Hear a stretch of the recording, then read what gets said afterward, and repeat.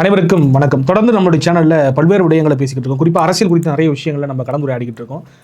நம்ம முதல்ல எடுத்த முயற்சிங்கிறது என்னன்னாக்கா, இந்த தேர்தல் கருத்து கணிப்புகள் மக்களுடைய மன ஓட்டம் என்னவாக இருக்கிறது, 2026 யாருக்கு சாதகமாக களம் அமைந்திருக்கிறது அப்படிங்கிறத ஒவ்வொரு செக்டராக பிரித்து பார்த்துக்கிட்டு இருந்தோம் இல்லையா. குறிப்பாக இளைஞருடைய வாக்கு யாருக்கு போக போகுது, சிறுபான்மையினர் வாக்குகள் யாருக்கு போக போகுது, இப்படியான விஷயங்களை எல்லாம் தொடர்ச்சியாக நம்ம பார்த்துருந்தோம். இளைஞர்களுடைய வாக்குகளை வந்துட்டு நம்ம கணிக்கிறதுக்கு இன்ஸ்டா போல் ஒன்று நடத்தி அதன் மூலமாக நம்மளுடைய கருத்து கணிப்பை நம்ம வெளிப்படுத்தியிருந்தோம்.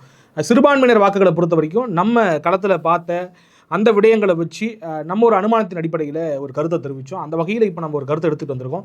என்ன கருத்து கணிப்பு இந்த வீடியோவில் பார்க்க போகிறோம்னாக்கா, விவசாயிகள் ஓட்டு யாருக்கு போக போகுது, விவசாயிகள் ஓட்டு யாருக்கு போக போகுது அப்படிங்கிறத பார்க்கறதுக்கு முன்னாடி நம்ம ஏற்கனவே கொடுத்துருந்தோம் இல்லையா 2 கருத்து கணிப்பு. இளைஞர்களுடைய வாக்கு யாருக்கு, சிறுபான்மையினர் வாக்குகள் யாருக்கு அப்படிங்கிறத ஒரு கிளான்ஸ் பார்த்துலாம்னு நினைக்கிறேன்.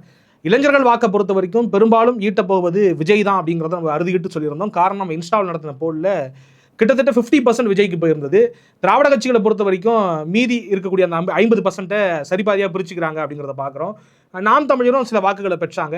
அந்த வகையில் ப்ரடாமினெண்ட்டாக இளைஞர்கள் வாக்கை பெற போகிறது வந்துட்டு தாவேகா தான் அப்படிங்கிறத நம்ம உறுதியாக நம்மளுடைய கருத்து கணிப்பில் சொல்லியிருந்தோம். அதே போல் சிறுபான்மையினர் வாக்குகளை பொறுத்த வரைக்கும் யார் வந்து லீட் எடுக்க போகிறானாக்கா, அதில் மாற்று கருத்தே இல்லை திமுக தான் அப்படிங்கிறத நம்ம குறிப்பிட்டு சொல்லியிருந்தோம். ஆனால் என்ன பிரச்சனை அப்படின்னாக்கா, திமுக கடந்த தேர்தல்களில் குறிப்பாக நாடாளுமன்ற தேர்தலில் பிஜேபி எதிர்ப்பு அப்படிங்கிறது ரொம்ப வீரியமாக செயல்படுது. அந்த பிஜேபி எதிர்ப்பு மோடி வந்துட்டு பிரதமர் ஆகக்கூடாது, ராகுலை முன்னிலைப்படுத்தி நடக்கிற ஒரு தேர்தல் அப்படிங்கிறதால அந்த இடத்துல வந்து பார்த்தீங்கன்னாக்கா 100% கன்சாலிடேஷன் ஆஃப் மைனாரிட்டி ஓட்ஸுங்கிறது வந்து எளிதாக திமுகவுக்கு அமைஞ்சது. அப்படியாக இப்போ அமைய போகிறது கிடையாது. ஆனாலும் கூட ஒரு 50% வந்துட்டு கன்சாலிடேட் பண்ணி தன் பக்கம் இழுக்கக்கூடிய வல்லமைங்கிறது வந்து திமுக கூட்டணிக்கு தான் இருக்குது அப்படிங்கிறத நம்ம சொல்லியிருந்தோம்.